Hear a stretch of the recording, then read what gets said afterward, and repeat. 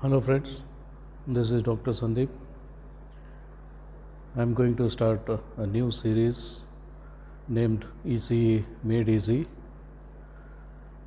Usually it's a common complaint from the student community that the books usually have lot of mathematical part and that makes things too complicated to understand. So in this regard, I would like to contribute and make sure that the student community gets benefited. The main aim of this series would be to make the students understand the basic concepts which are required to understand the various fields of electronics and communication engineering. Here we have divided our lecture series into 9 sections, and each section will be handled separately. In the first section, we start with the basic elements. Here, the first part of the basic elements, we concentrate on the various components we have in building a circuit. These components are the resistance, inductance and capacitance. So just would like to give a conceptual idea what exactly these mean and how they are going to contribute to our circuit and how they are going to disturb our circuit if not properly planned. So we need to look at the various aspects of what resistance is, what inductance is, what capacitance is. So it has got both positive and negative sides of it. So in building a circuit we need these values, and apart from that, from various parts we do get these effects, and that side we need to make sure that these effects are minimized. So both ends we need to look at it, where to use, where to avoid. And once we are through with the basic components, the next thing, the basic thing we need to look at for an electronic engineer is what are the materials which we use for our devices. So basically, as far as electrical properties are concerned, the material can be divided into 3 parts. One, a conductor; other, insulator, also called dielectric; and the third one is a semiconductor. Conductor is one which is having free electrons, a large number of free electrons available, and hence it will assist in conducting the electric current. Dielectric, on the other hand, has no free electrons available, and all the electrons are bonded to their nuclei, and hence the availability of electrons for participation in conduction is very rare, and hence a very small current or almost no current is flowing through them. So the electrical world deals with these two. One side we have conductors, other side we have non-conductors or insulators or dielectric, whatever you call. So they deal with where to use conductor, where to use dielectric. so that the electrical system works. But with the invent of semiconductors, that is the one which sometime appear like a conductor, sometime behave like a dielectric. That's the advantage of a semiconductor, whose property lies between both conductor and insulator. It's not exactly that, it's somewhere in between. The major contribution a semiconductor can give is we can control externally the behavior of a semiconductor material can be controlled, whether to act like a conductor or act like an insulator. That's the advantage of semiconductor, and that advantage of semiconductor is being used by electronics, and the advent of new devices continues. So that's the next issue we are going to look at. Once we are through these materials, their properties, then next we are going to look at the devices. That's our third part in first section. In devices, mainly we concentrate on two types of devices, one having two layers which are called diodes. In this we are mainly discussing about two types of diodes. One we call PN junction diode, other one we call a Zener diode, and how, where they can be used. So we will just look at it, and all these discussions we are going to do with least mathematical requirement. So we don't need much mathematical background to understand these discussions. So keeping the major problem of students in mind, this lecture series is being prepared. So no need to worry much about mathematical part. So let us first try to understand the concepts involved in these devices working and other things. Once we are through with the two-layer devices, then we get into three-layer devices which are called transistors. Again, we have two types of transistors here, and one is the bipolar junction transistor, and the other one is called a field effect transistor. We just get a idea how these work, what they do, what exactly they are meant for, and what are their applications, how do they behave, all these things in a more explanatory way we are going to look at. So that's about the first section, and once we are through section 1, where we deal with components and the devices, now it is time to interconnect them, the various components and devices, and make some meaningful activity, and that's what we call a circuit.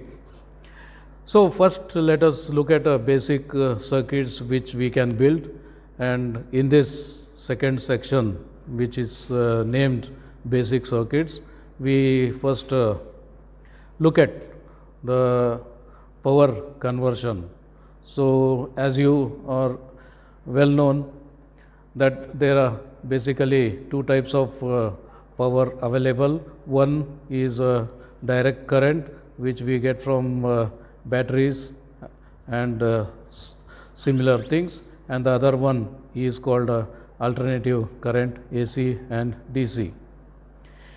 DC is from the battery through some chemical process and all that, and usually it works out to be costly, and AC is available through the network, and it is made available to our homes. So it works out cheaper compared to working with batteries and all. So it's always a requirement that can we use AC to run our circuits. But the problem is all our circuits required direct current as a supply. So the energy requirement should be a non-varying thing. It should be a direct current. So we need a DC, and DC through battery works out very costly. So we would prefer to use AC, but there is a need. So there is some intermediate step required which converts this AC into DC, and this block what you use is called a rectifier.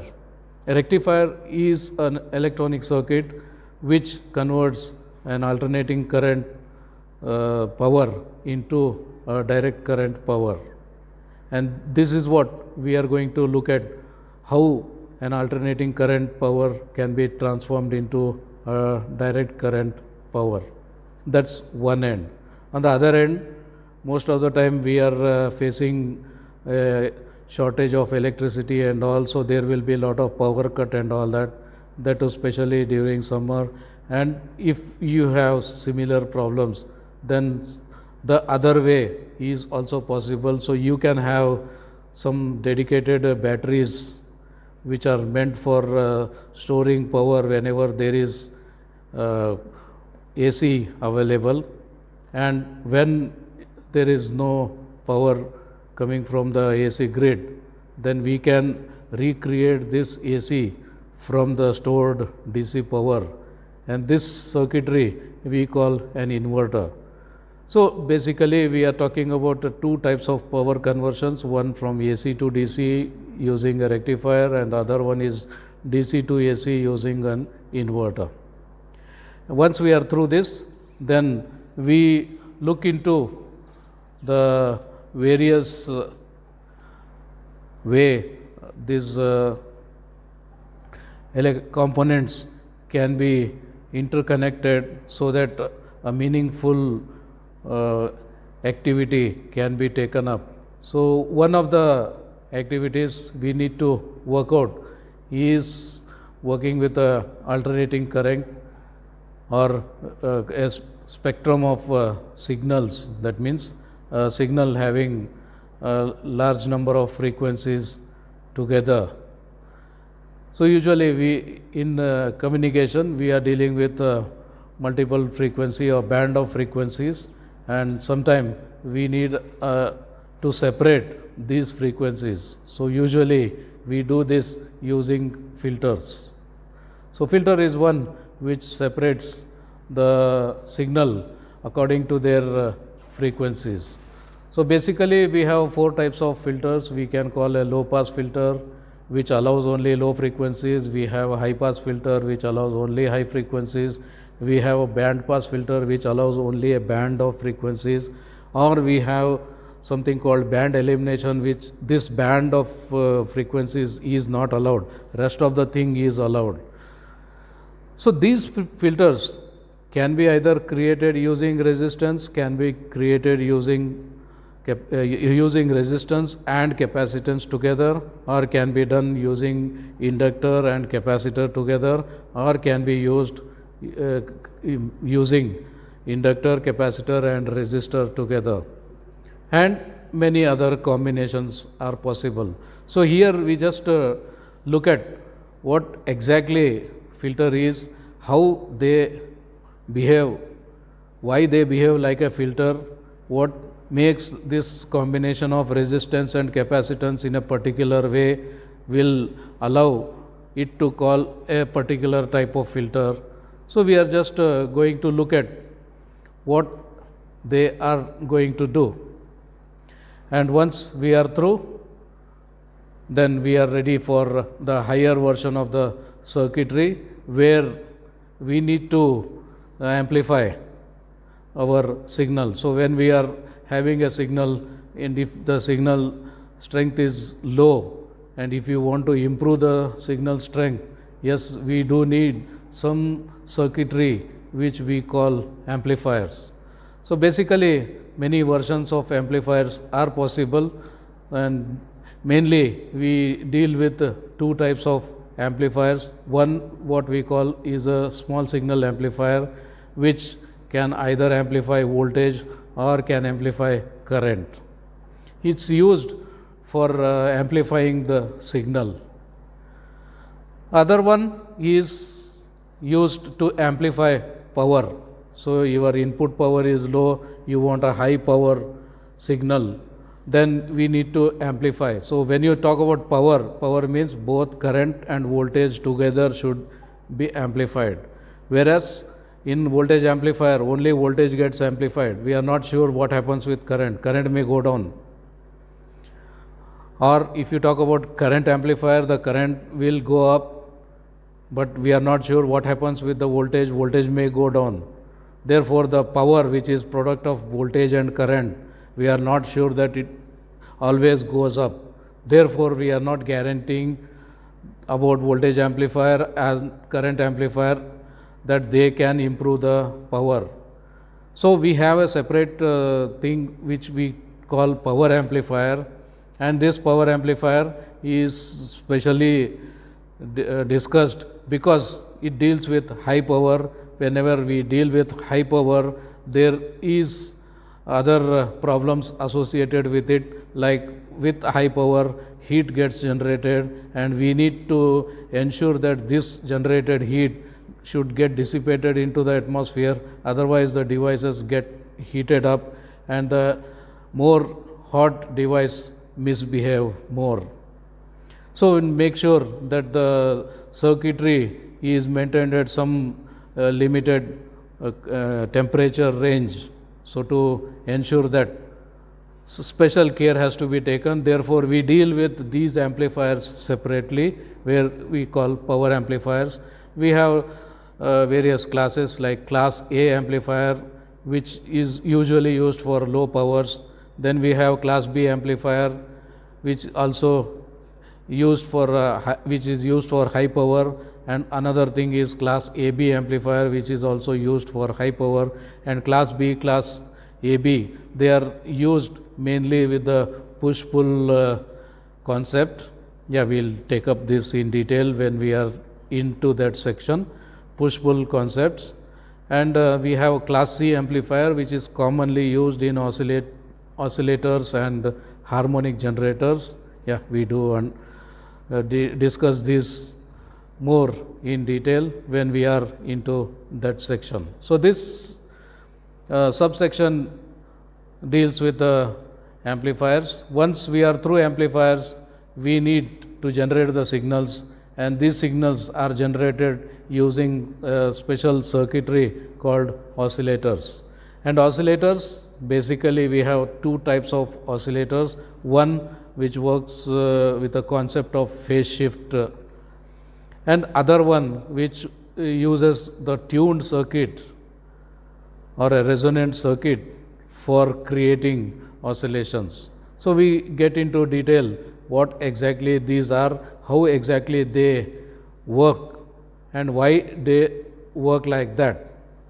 So we make sure that all these concepts will be attended through our day-to-day examples. Whatever examples we can understand with our routine activities. Yes, I would like to put forth all these cases using day-to-day activity examples, so that it will be easier to understand and remember and recall when we are getting into the real show, where when you open a book, a lot of equations and all will come into, and this lecture series will help you in understanding those equations and all.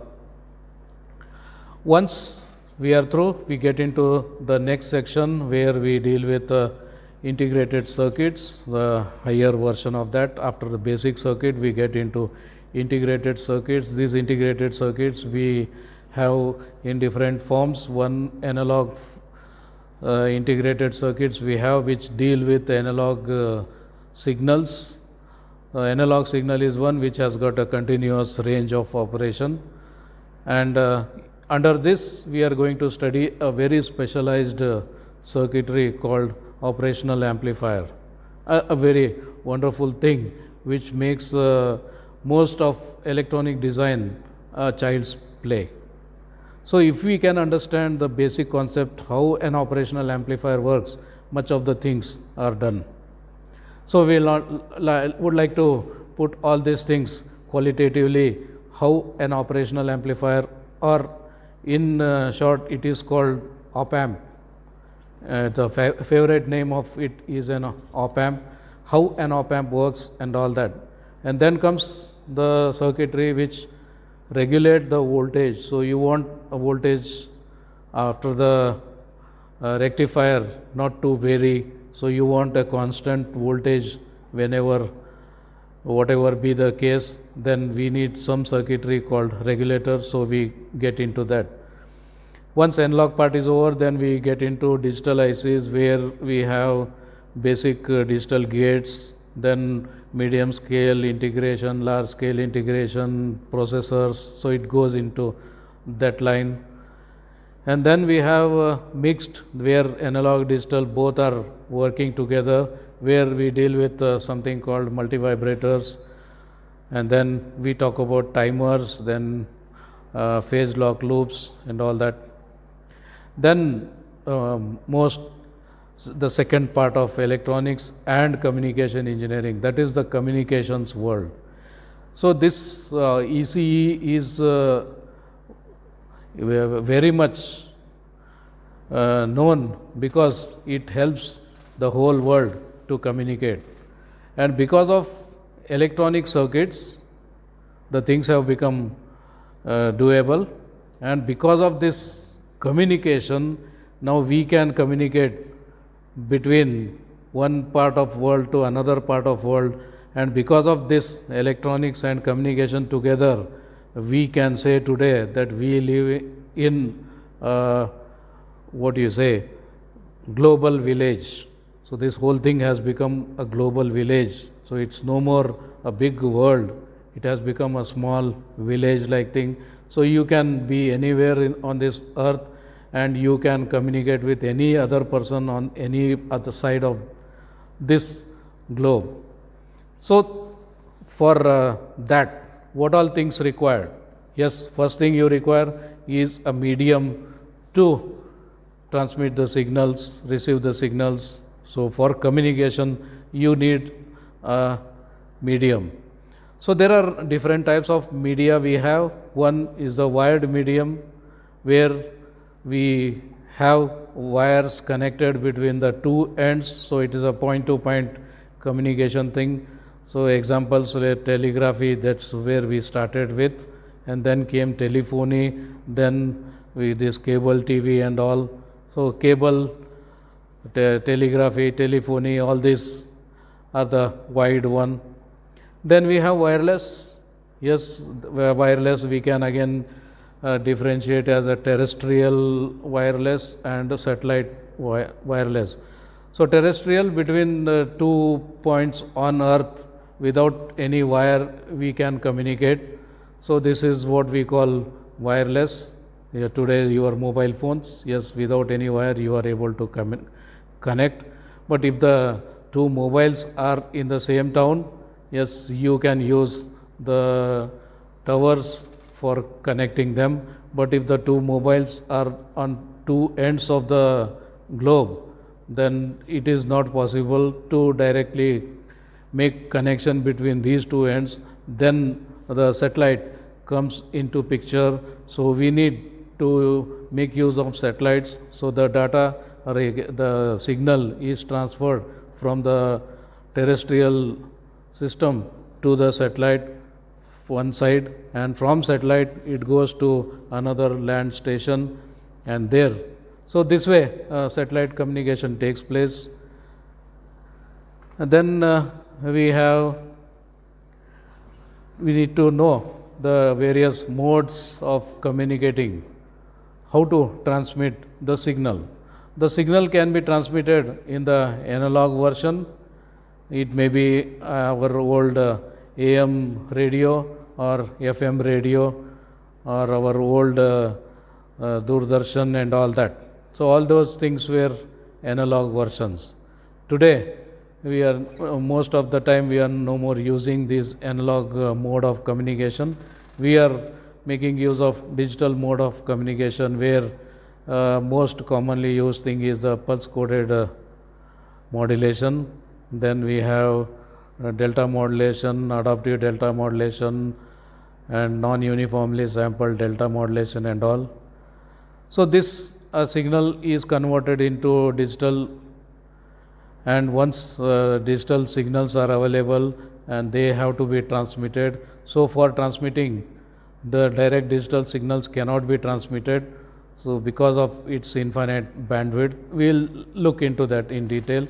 So we need to again encode them. So for encoding, we convert this digital into another analog form, which we call signal encoding.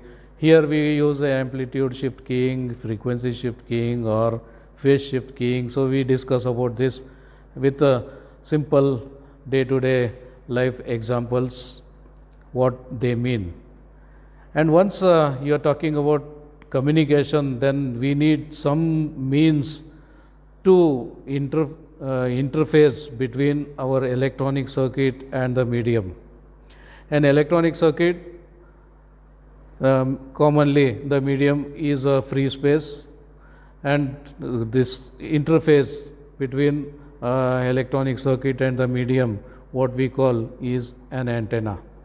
We need to look at what is the need of antenna, why antenna is required, what different types of antenna, how exactly the antenna works, and why it works like that, and all such issues we will discuss. Then in the sixth section, we look into some details about what a signal is. So unless until we know what signal we are dealing with, so we cannot continue working on it. So we need to just know what signal is. We need to communicate with each other by some name, what signal means, what signal we are using, and all such things. So some parameters are needed to discuss about a signal. So this is what is the thing we are going to discuss in this sixth section. Here we first discuss about various types of signals we have. Again, we have analog type signal, digital type signal. So when you are dealing with analog type signal and you want to say what are the characteristics of a signal, then we need to perform some operation on that. So what signal we are having, so whatever you are listening to me is a form of signal, and what is happening is it's the magnitude of the vibrations in the air what you are listening is changing with time. So when I don't speak, there is no variations. When I speak, then there are variations. So depending on the frequency of my voice, the air in the medium vibrates, and this vibration reaches our ear, and that's how we hear one person speaking. So what we are talking about is this at different time, what is the situation. If you just look at it, then this characteristic of a signal we call a time domain property of a signal. All the time domain property may not be useful, then we need to transform into another domain which we call frequency domain of the signal. So you can verify how a signal looks in the another domain, that means we have frequency domain. So how do you differentiate one person's voice with other person's voice? Yeah, definitely it is because of something which we cannot express. But yes, we understand that this voice is different, that other voice is different. Or if you want to see, if you want to differentiate between the voice of a male, voice of female, then you can say that voice of male has a low frequency, voice of female has a high frequency, and so on.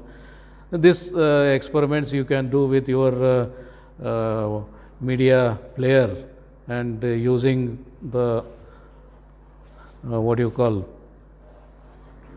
graphic equalizer.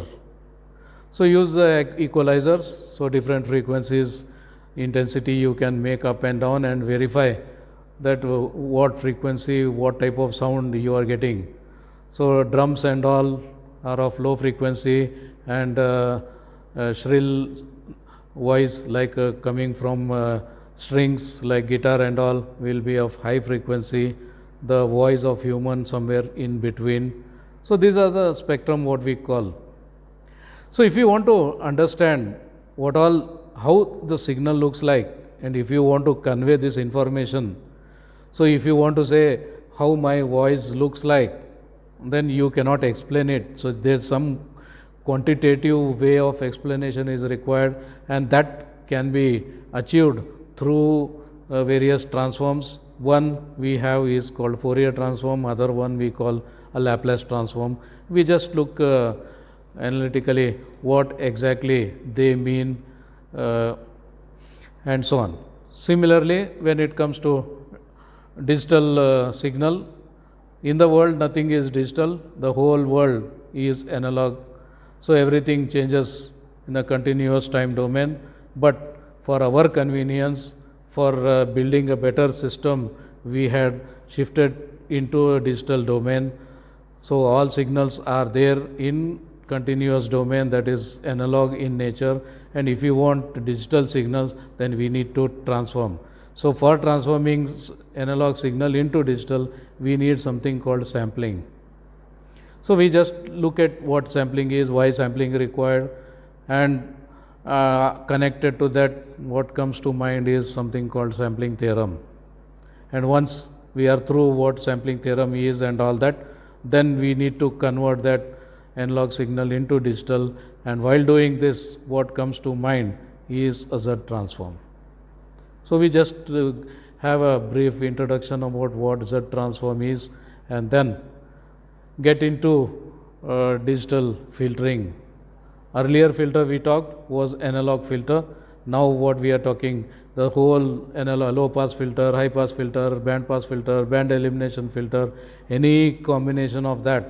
Now once we are having in a digital form, then you are free to do many operations. So it would be easier for doing any such thing in digital domain. Therefore a big world has opened up, which we call digital signal processing. So here we use filtering techniques which are defined under digital signal processing, and which mainly uses a process called convolution. And this convolution we want to know what exactly it means. And once we are through signals, the next section talks about system. And again, system is a physical one, and if you want to explain what the system is, how does it behave, then again we need some quantitative approach to discuss about a system. You want to describe about system, then you need some quantitative approach, and for that again we get into the transforms. So what we do here is we just give a step input to the system and try to see how does the response comes out. And similar to the signals we discussed, so we can again apply Fourier transform or Z transform, Laplace transform, and try to understand how does the signal look like. Then accordingly you can describe that the system can be defined by some numerical numbers. So you can characterize the signals. Then in the 8th unit we look into various processors. The basic processor is 8085, and then we had 8086, which are handy to work with, and using this we could do many wonders, many digital activities we could take up. We could process bigger problems, and we could solve bigger problems through simple solutions. Then once we are through with basic processors, then we get into advanced processors like this latest Pentium or even the new versions. We just look into, and then comes with the VLSI technology, lot more is available, and one of the greatest boon we get from VLSI technology is microcontroller, where most of the work is done within the processor itself, and hence the things become more simpler, and with microcontroller very much bigger problems can be taken up very conveniently. And then, as just discussed, we have digital signal processors available which are specialized to process digital signals. So once we have studied about processors, the next thing is to understand how to use these processors. So for that we need something called programming. So here we just look at why programming is needed, and what are the various programming languages we have. Like in old cases we used assembly languages, and then we were not happy with the assembly language because we need to be very much machine dependent. So we wanted to be machine independent, we want to think in our language, so we moved to something called high level language, which was C in the beginning. And still C is also too much machine dependent, like, so we went on improving our programming skills, went on creating new and new languages, and today we have something called Python, which can do lot of wonders with a very small code. And that's all details we are going to look into. And one thing I ensure, that with no mathematical background you can understand all these things. And we are going to have a video series for each of these dedicated separately, and please make sure to go through each of the video series and have lot of fun, have good knowledge acquiring, and have a great career, great successful life. Thank you.